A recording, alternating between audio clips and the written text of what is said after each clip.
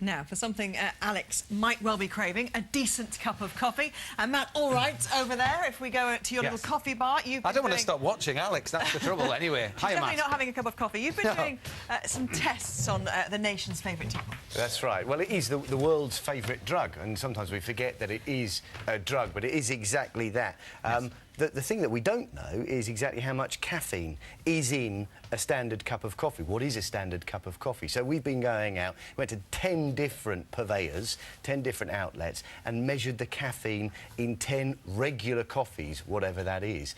And the amazing thing is just how much the caffeine content varies from one to the other. Do we know what you're actually allowed to have? Well, there's no allowance. You know, it's a drug, but we can have as much of it as we choose to. Well, the only recommendation is if you are pregnant. If you're pregnant, they say, the NHS says you shouldn't have more than 200 milligrams of caffeine in any one day. But, of course, when a cup comes, there's nothing written on the side to tell you exactly what that is. But we found out. This is like a dream item for Gabby. She's a coffee connoisseur like you wouldn't believe. I go to sleep thinking about my first cup the next day. That's a bit strange. Now, before we hear more about this, Alex Riley has been to find out what effect the craze of teenagers drinking these high caffeine energy drinks might be having on their health. High caffeine energy drinks. Their effects on the health and concentration of school children have been blamed for causing chaos in the classroom. According to one survey, 2/3 of 10 to 18-year-olds have tried an energy drink, despite the manufacturers insisting they aren't aimed at under-16s. Here at this boys' college in Manchester, the head has banned all energy drinks from its grounds. Teachers were coming to me saying, these drinks are having effect on young children. Their concentration isn't as good. They're not focusing on the lessons the way they should. We've even had a parent bringing in drinks for their kids' lunchtime. It's getting to the stage where we just had to stop it. But today, the headmaster is letting these drinks back into the college to take part in a one-show experiment. We're going to see what effect they have on a bunch of 15-year-olds. And here they are, 24 Year 10 boys. They're already well acquainted with the taste of these energy drinks. I was 12, 13 years old when I had my first energy drink.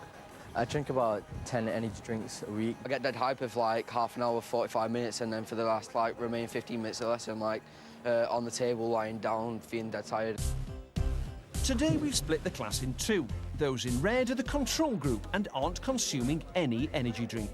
The 12 in blue are each drinking one 500-millilitre can of energy drink containing 160 milligrams of caffeine and 78 grams of sugar. The same amount of caffeine as 5 cans of cola, and this much sugar, 15.5 teaspoons. For our experiment, we've brought in a consultant paediatrician and an educational psychologist to oversee the tests. The students have agreed to have their pulse rates monitored, to fill in questionnaires about how they're feeling, and to complete something called a Stroop test. Students have to look at a series of words and name the colour that they're printed in and not read the word. Their attention and their processing speed might improve in the short term, but after a while they may start to feel withdrawal effects from the caffeine, and this may slow them down. We are conducting our tests 3 times. The first before the 1 can was consumed, the second an hour after, and finally 2 hours after. While our tests aren't conducted under laboratory conditions, our experts believe they should provide enough data for a robust comparison between the 2 groups of students. And we want their teachers to work out which group is which. I'm really confident I'll be able to tell who's had those drinks. I think they'll be slightly more agitated in their hand movements, perhaps the way they're talking to each other, they might be slightly more animated. So we'd expect the ones that are a bit more just upbeat in everything they do, having conversations, doing that kind of thing, you know, looking around the rooms. Come on then, let's have a look. So, will our panel of teachers be able to spot the energy drink drinkers? Find out later in the programme. And also see what happens when I take the experiment to extremes. We've taken 24 15-year-olds and given half of them a high-caffeine, high-sugar energy drink to see how it affects them. And we've asked our medical experts to monitor them while their teachers try to spot who has had the drink. As the test goes on, the blue team's concentration levels certainly seem to dip. Boys, we need to start this one. Boys. So what kind of effect do you think it's had on you? Felt like in my element, really. I felt like I could do anything and just get away with anything. Yeah, it actually made me more tired. I wanted to go to sleep. Feel a bit hyper. Wanted to do stuff like mess about. But of course, the problem for a lot of schools doesn't come down to just one can drunk at lunchtime. They replace meals. Children come into school, instead of having a breakfast at home, they got 2 cans of energy drink. The impact on a small body of the caffeine, the sugar, is phenomenal. In fact, one survey found that 8% of youngsters are drinking at least 2 cans back-to-back in a single session. We wanted to see what effect that could have. So, guess who got volunteered? If I was 12 and I was necking one of these, necking 3 of these before school in the morning, I can't imagine. Oh, I can't talk. I can't concentrate. You gonna do a fourth? I don't want to do a 4th can. I think 3's enough. I think 3's plenty. I don't want to feel more wired.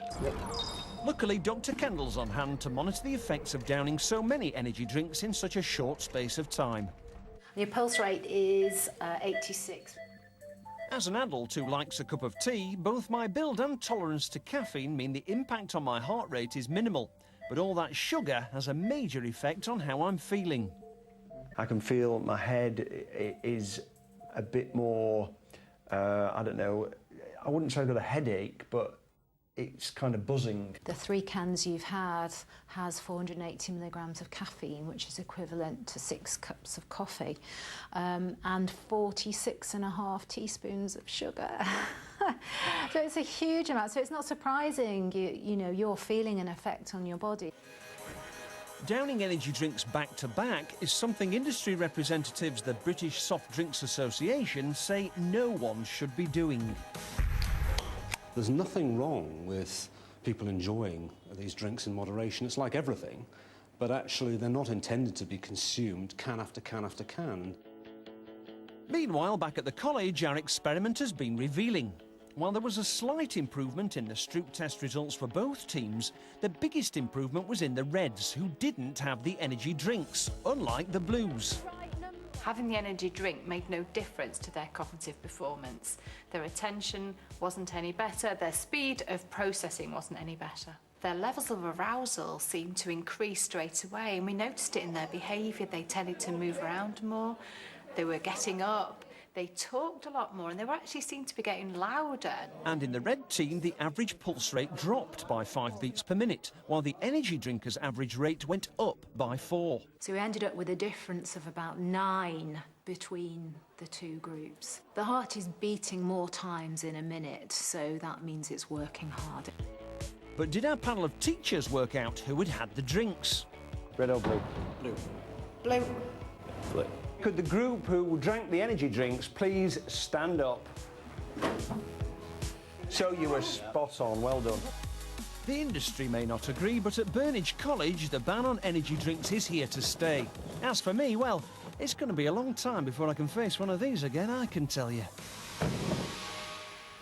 Well, even if you're not a fan of energy drinks, you might be surprised to learn just how much caffeine you actually consume in coffee, tea and other foods and drink, of course. And Matt is here right now. Matt, the drinks in the film generally state how much caffeine is in them on the outside of the cans and the bottles. But we just don't know, do we, with an average cup of coffee? We don't know, and the thing to remember, of course, caffeine is a drug. You can have too much of it. It can have side effects when you withdraw from it, so it would be nice to know. What we did was we went out onto the high street near here and got 10 regular coffees. Now, they differ in size, of course, but what we wanted to... That's what you asked for? Yeah, that's what we asked for, from 10 different outlets. What we came back with was 10... These are black coffees. They come back and we test how much caffeine is in each one.